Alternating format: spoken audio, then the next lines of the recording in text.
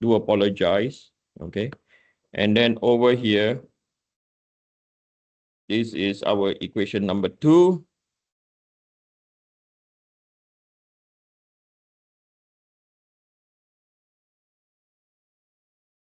So the next thing that we're going to do, we're going to let small p.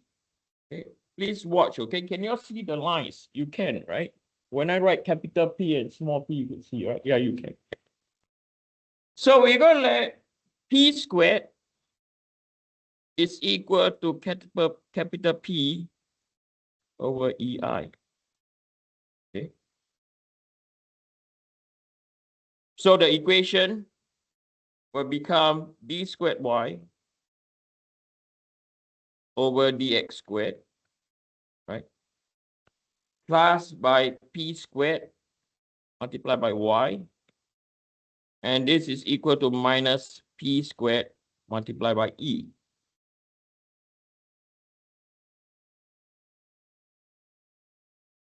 So we know that this is a non-what?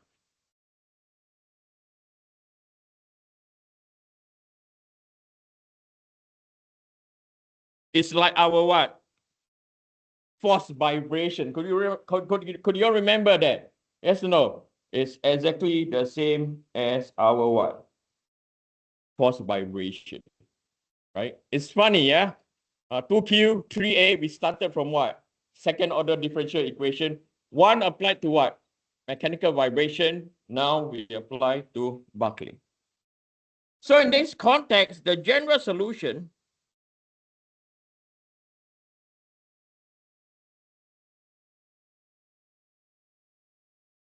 for complex conjugate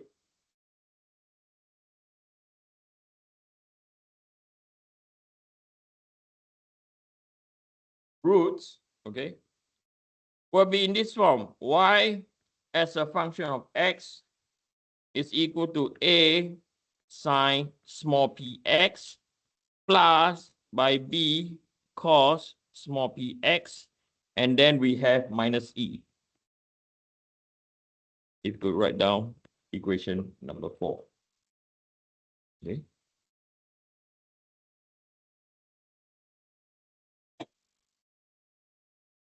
Okay, from here, I like to draw your attention back to this diagram over here. Okay. Why we have to draw back to this condition? Because we have A and we have what? We have B. So we know that when x is equal to 0, y is also equal to 0. When x is equal to L, we also know y is equal to 0. But we don't know when x is equal to L over 2, what is the deflection? So from here, we know that y is equal to y what? Y max. We don't know what values they are at x is equal to L over 2, but we are very sure when x is equal to 0, y is equal to 0. When x is equal to L, y is equal to 0. Okay.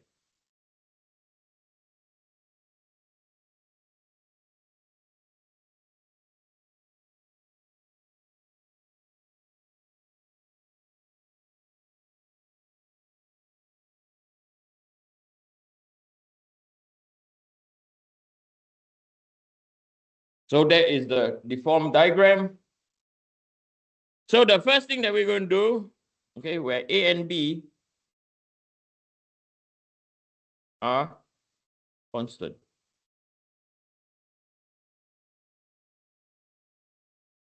So we are going to apply boundary condition number 1. Let's specify when x is equal to 0, y is also equal to 0. And we're going to put this into equation number 4. Okay. So we know this is 0. Sine of 0 is 0. Cos of 0 is 1. And then we have minus E. So from here, we have B. Okay. B must be equal to E. Okay. So we will write down Y as a function of X. This will be equal to A sine EX plus by E cos PX minus by E. Okay. With this, I will label this as equation 4A because I've evolved it from equation number 4. By looking back at our boundary condition, we have used this one already. Take note, your boundary condition can only be used once and be used once only. So don't double dip, okay? You double dip, you're being big doodah, okay? So the next thing we're going to do is we're going to use boundary condition number 2. So boundary condition number 2, when X is equal to L, Y is equal to 0, okay? And we're going to substitute into equation number 4A. With this, we have 0 is equal to A sine PL plus by E cos PL and then minus E. Okay. Decide to move things around. You have A sine PL is equal to E1 minus by cos PL.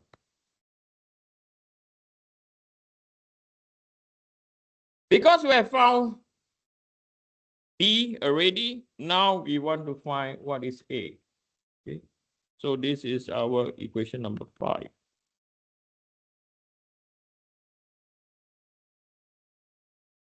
I did not do this. Euler derived this. I'm just transferring the message what Euler did, okay, which is pretty intelligent. So we know that next thing is we have to determine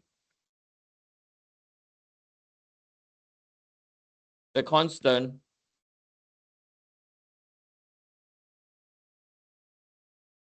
A. Okay? We have to determine the constant A. So I want you to focus on the double angles.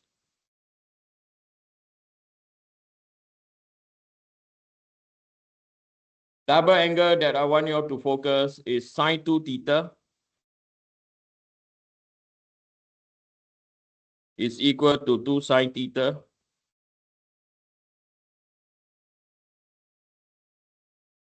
cos theta.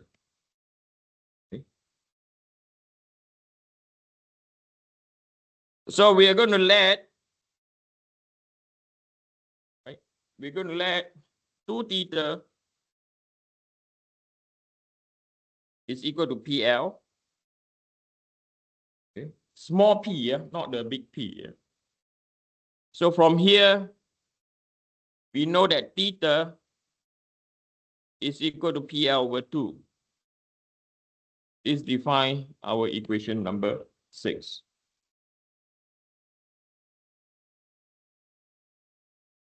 So from here, we know that sine 2 theta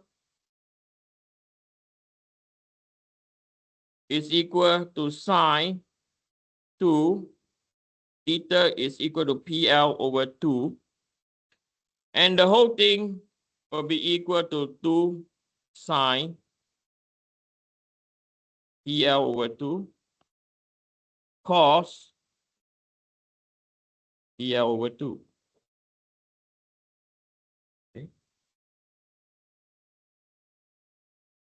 So we now know that over here we have sine PL, right, will be equal to 2 sine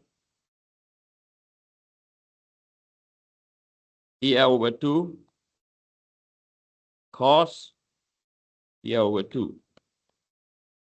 Okay. So this is labeled as our equation 7. Now, why Euler did this is now you have this expression over here.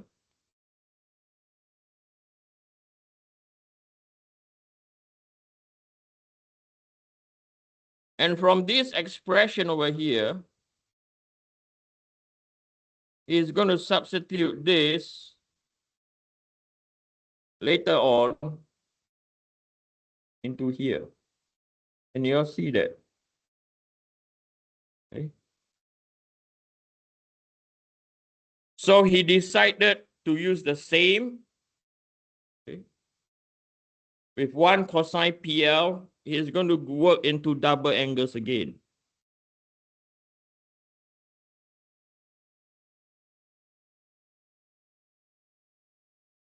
The double angle that he's going to use is equal to cos 2 theta is equal to 1 minus by 2 sine squared theta. Okay. So he decided to use that double angle again. And then from here, he substitute cos 2, right? Theta is equal to PL over 2, which is equal to 1 minus 2 sine squared, and then theta is equal to PL over 2.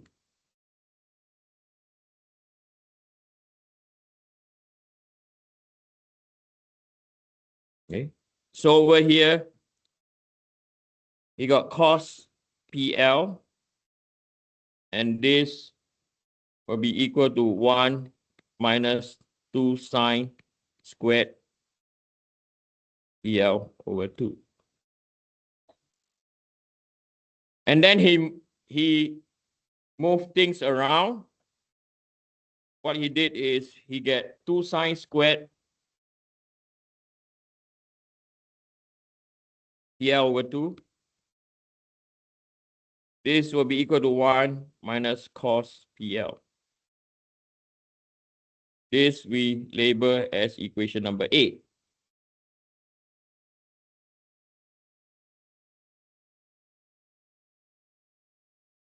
From here, why he did this? From here, this term over here looks familiar. Later on, he used this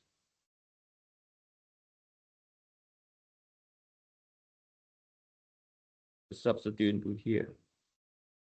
You can see that now, right? So that is physically what we're going to do. Okay, this is physically what we're going to do. Still very simple math. I think you guys are better in math than me over here. Okay. So we are now going to substitute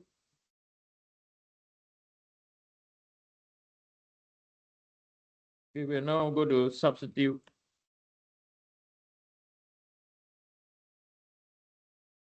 equation 7 and 8 into equation number 5. Okay. Can someone remind me what are we trying to do? Find the constant what? A. Are we clear? What we are trying to do is to determine our constant A, because sometimes we forget. Okay. So let me write out equation number 5. So equation number 5 is A sine PL,